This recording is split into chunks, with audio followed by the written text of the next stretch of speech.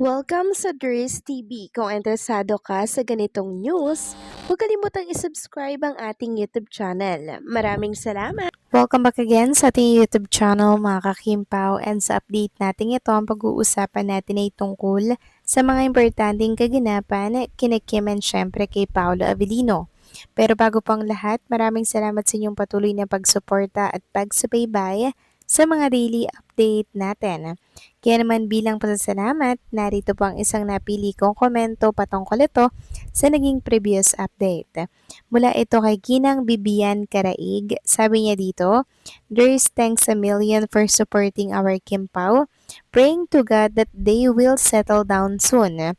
Siguro sa takdang panahon, even they go to the next level, di sila malalaos. Forever naming love sila." So maraming salamat po sa inyong komento, Ginang Bibian Karaig. Yes, tama po kayo dyan. Kahit na mag-settle down si Kim and Paolo Avellino, andito pa rin po tayo, nakasuporta at nagmamahal po sa kanilang tambalan. Kahit anong maging desisyon nila sa kanilang buhay, kahit mag-asawa na sila, kahit lumagay po sila sa tahimik, hindi magbabago yung pagsuporta natin sa kanilang dalawa. Kaya't sana mga kakimpa, wag po silang matakot, 'di ba, na gawin or tuparin yung mga gusto po nila sa kanilang buhay. Meron kasing ibang artista na pag nag-asawa na parang natatakot na baka malaos na, baka wala nang magtiwalang advertisers, baka wala na pong makuhang project. Pero tayo kasi hanggat may Kim and Paula Avellino, hanggat may tambalang Kim Pao, andito pa rin po tayo mga kakimpaw at nakasuporta sa kanilang dalawa. Ganyan natin kamahal sina Kim and si Paolo mga kakimpaw. Kaya ngayon, na sikat sila. Talagang sinusulit po nila mga kakimpaw yung kanilang mga project, mga offer. Wala silang pinapalagpas. Kasi alam po nila na hindi habang buhay ay sikat ang hashtag Kimpaw. So maraming salamat po sa inyong komento, Ginang Bibian Karaig. God bless po sa inyo and babuhay kayo. So eto na nga pag-usapan na natin mga kakimpaw, mga topic na nakalap natin sa update na to. At unahin na nga natin pag-usapan itong picture na ilalagay ko sa mga screen po ninyo ngayon. Actually mga kakimpaw, edited po ito. Pero natuwa lang ako, gusto kong i-share sa inyo ito kasi for sure, matutuwa din po kayo pag nakita ninyo yung picture na yan na kung saan nakasuot po si Kim Chu ng wedding gown. Ayan po, ang ganda-ganda po niya mga kakimpaw. Sobrang ka-excited ng mga Kimpaw fans na makasal na si Kim Chu kay Paolo.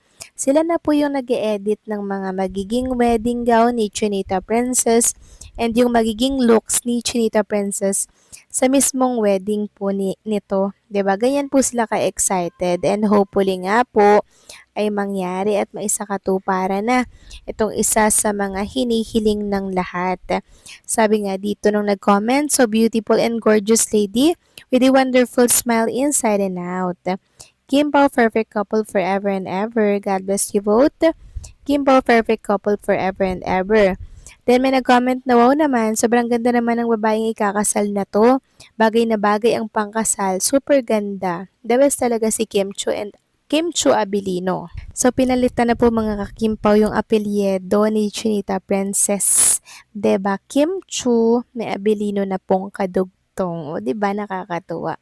Samantalang pag-usapan naman natin ang pagka-miss po ng ilang Kimpaw fans kay Chinita Princess and Paolo sa Sunday jogging or Sunday run nga po nila. Ayan po, guys, nakakamiss yung Sunday run ng Kim Pao. So, hindi pa possible nakaka-uwi sina Kim and Paolo kasi walang jogging eh. Pero bukas abangan natin si Kim Chu sa It's Showtime. Pero may nagsasabi po kasi na pre-recorded yung It's Showtime every Monday mga kakimpaw. Kaya hindi natin sure kung present din ba si Kim Chu or hindi. Samantalang next topic naman, pag-usapan naman natin mga kakimpong tungkol nga dito sa hindi po pagkuha kay Chinita Princess sa festival po dito mga kakimpaw sa Oriental Mindoro. Meron kasing nabasa ako na nag-comment dito sa mismong update natin. Sabi niya baka naman po hindi kaya ang talent fee, hindi naman po mayaman ang bayan ng Pola. Taga Mindoro po ako. Yes, mga kakimpaw. Napaliwanag ko na po yan kanina na baka hindi kaya yung talent fee ni Chinita Princess. Kasi masyadong mataas po talaga ang talent fee nitong si Kim Chu. Nagre-range po mga kakimpaw ng 500,000 to 1 million per event po yan.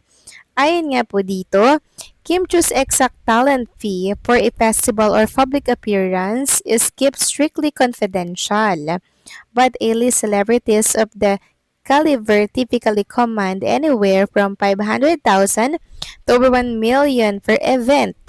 Actual booking rate depend on the organizer's contract and specific deliverables. The exact total often varies depending on the following factor: event scale po, city-sponsored festivals or large-scale provincial event like the Sinadia Festival often require larger production packages and cover more than just a single performance fee.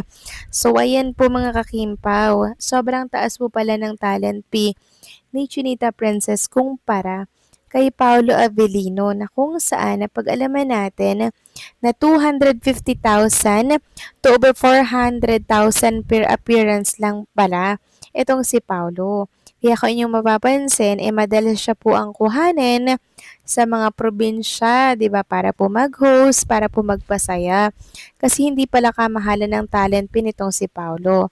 Ayon nga dito, Paolo Avellino talent fee for appearing and performing in local festival is estimated to range from 250,000 to over 400,000 per appearance depending on the scale and popularity of the event. So kaya naman pala inatrasan or nag-back out kay Chinita Princess itong Oriental Mindoro para po yan sa kanilang festival kasi sobrang taas po nga ng talent fee mga kakimpaw. Kaya gustuhin man nga po nilang mag-appear din si Chinita Princess kasama si Paulo, hindi naman po afford ng kanilang probinsya. Kaya pagpasensyahan nyo na mga kakimpaw kung si Paulo lang muna ang makakikita at makakasama po natin para po sa festival na atendan ni Paolo Avellino by June 24, syempre, 2026 yan. So, yun po pala yung rason. Hindi nila afford, kaya naman hindi po natin makikita silang magkasama sa isang festival. And sana maunawaan po yun mga kakimpaw ng lahat kasi hindi naman lahat ng probinsya na-afford po ang talent pin itong si Chinita Princess. Pero okay lang yan mga kakimpaw. Marami pa naman pong pagkakataon na pwedeng nilang pagsamahan na dalawa. Kaya sa ngayon, unawain na lang muna natin kung bakit nag-back out or umatras ang probinsya po ng Oriental Mindoro kay Chinita Princess para po mag-guest dito po sa kanilang festival. So, paano mga kakimpaw, hanggang dito na lamang po ang update natin. Maraming salamat po sa patuloy na pagsuporta.